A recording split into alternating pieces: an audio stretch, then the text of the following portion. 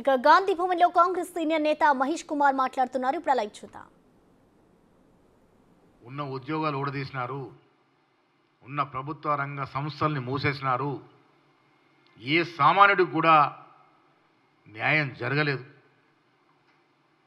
అది తెలిసి ఇంకా దేవుడి పేరట మతం పేరట రెచ్చగొట్టి ఓట్లు అడిగే స్థితిలో ఇంకా ఇవాళ బీజేపీ పార్టీ ఉందండి. 9.5 ఏళ్ళు దేశాన్ని ఆర్థికంగా దివాలా తీసినారు.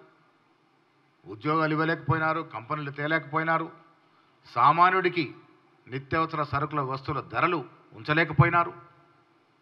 వీళ్ళ డీజిల్ ధరలు, పెట్రోల్ ధరలు, గ్యాస్ సిలిండర్ ధరలు ఏ విధంగా పెంచినారు? ఎవరికి లాభం చేకూర్చినారు? ఈ 10 ఏళ్లలో లాభపడ్డది ఎవరు? ఏళ్ల మీద లెక్క పెట్టుకుంటే ఒక 100 కుటుంబాలు లాభపడి ఉంటాయి ఈ దేశంలో.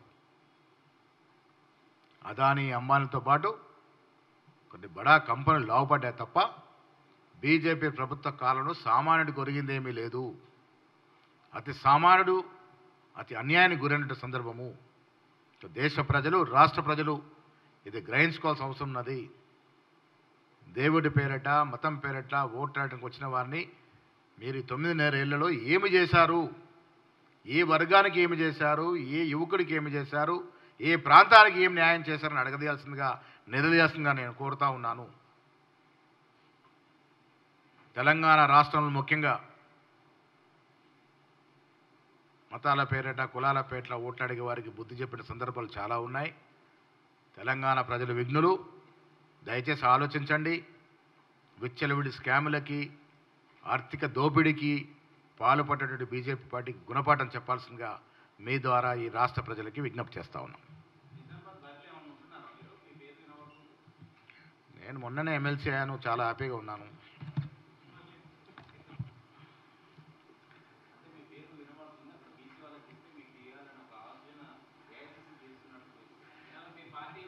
నిజంగానే బీసీకి ఇవ్వాలనుకుంటే మా దగ్గర బీసీ అభ్యర్థులు ఉన్నారు, డెఫినెట్గా సూచిస్తాము.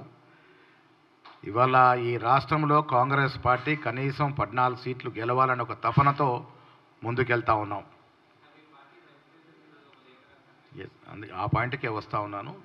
14 సీట్లు గెలిచే దశగా ఇది వేరేగా రాసుకున్నా. ఆ ఇంపార్టెంట్ ప్రెస్ మీట్ దీన్ని క్లబ్ చేయొద్దు.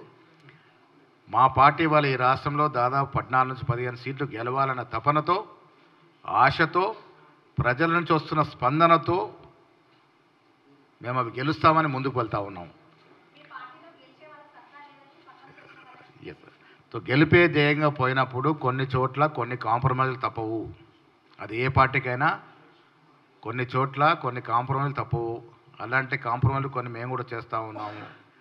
ఇలా 100 రోజుల్లో కాంగ్రెస్ పార్టీ స్కీములు అనుకోండి, గ్యారెంటీలు అనుకోండి, ముఖ్యమంత్రి గారు నడిపిస్తున్నటువంటి ప్రభుత్వ తీరు అనుకోండి, ఉప ముఖ్యమంత్రి గారు పాల్గొంటున్నటువంటి సంక్షేమ కార్యక్రమాల తీరు అనుకోండి, ఆకర్షితులై కొంతమంది మా పార్టీలో చేరినటువంటి సందర్భం. చేరిన తర్వాత వారు మెరుగైన అభ్యర్థులుగా ఉంటారనుకున్నప్పుడు మరెవరో వేరే వాళ్ళు కాదు, గతంలో కాంగ్రెస్ పార్టీలో పనిచేసిన వ్యక్తులు, కాంగ్రెస్తో సంబంధం వ్యక్తులు చేరినప్పుడు కొన్ని చోట్ల వారికి సీట్లు ఇవ్వడం జరిగింది. నిరంజన్ గారు సీనియర్ కాంగ్రెస్ నాయకుడిగా తన అభిప్రాయాన్ని వ్యక్తం చేసే స్వేచ్ఛ, హక్కు అన్నీ ఆయనకు ఉన్నాయి. కానీ పత్రికాముఖంగా పోవడం అనేది సరైనది కాదు.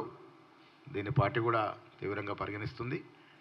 ఏ లోపాలు జరిగినా ఇది తప్పు జరిగిందని అనుకున్నప్పుడు మా పెద్దలకు తెలియజేసే హక్కు అందరికీ ఉంటుంది. సునీతా మహేందర్ రెడ్డి గారు, రంజిత్ రెడ్డి కొత్త కావచ్చు, సునీతా మహేందర్ టీడీపీ కావచ్చు, బట్ ఉన్నట్టు పరిస్థితుల దృష్ట్యా, అక్కడ ఉన్నటువంటి సమీక్షల దృష్ట్యా వారు పార్టీలో చేరినారు కాబట్టి చాలా తేడా ఉంది. టీఆర్ఎస్ ప్రలోభాలకు గురి చేసి, బెదిరింపులకు గురి చేసి చేర్చుకున్నారు. మేము ఇంకా డోర్లు తెరవలేదు. మేము డోర్లు తెరిస్తే టీఆర్ఎస్ పార్టీ మిగలదు. కేసీఆర్ తప్ప ఎవరు మిగలరు, ఇంక్లూడింగ్ హరీష్ రావు కూడా. తండ్రి కొడుకులే మిగులుతారు. నా కవిత కూడా మిగులుతుందని అనుమానమే ఆ పార్టీలో. మేము డోర్లు తెలిస్తే తండ్రి కొడుకులు తప్ప ఎవరు మిగలరు.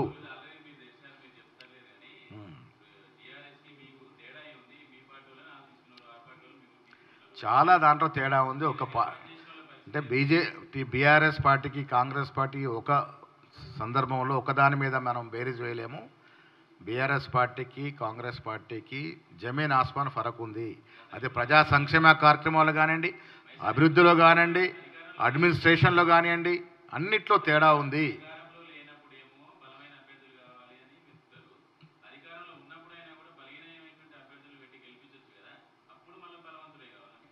సమీకరణల వల్ల కొన్నిసార్లు కొన్ని కాంప్రమైజ్లు జరుగుతాయి. ఇంకా 8 సీట్లు ఉన్నాయి. ఇంకా 8 సీట్లు నిర్ణయించాల్సి ఉన్నాయి. డెఫినెట్గా మా పార్టీలో రెడ్లకు ప్రాతినిధ్యం ఉంటుంది, వెలమలకు ఉంటుంది, బీసీలకు ఉంటుంది, ఎస్సీలకు ఉంటుంది, మైనారిటీలకు ఉంటుంది. మేము ఇన్ని చైర్మన్లు వేసాం, ఎంతమంది మైనారిటీలకు ఇచ్చామో చూడండి. చైర్మన్ దాంట్లో బీసీలకు ఎంతమంది ఇచ్చామో చూడండి. డెఫినెట్గా కొన్ని చోట్ల కొంత ఉన్నప్పటికీ కూడా డెఫినెట్గా సమతుల్య దశగా మేము ప్రయత్నం చేస్తాం. మా ప్రభుత్వం డెఫినెట్గా సోషల్ ఇంజనీరింగ్ నమ్ముకున్నది, సోషల్ ఇంజనీరింగ్ పరిపూర్ణంగా ఇంప్లిమెంట్ చేస్తుంది. Thank you.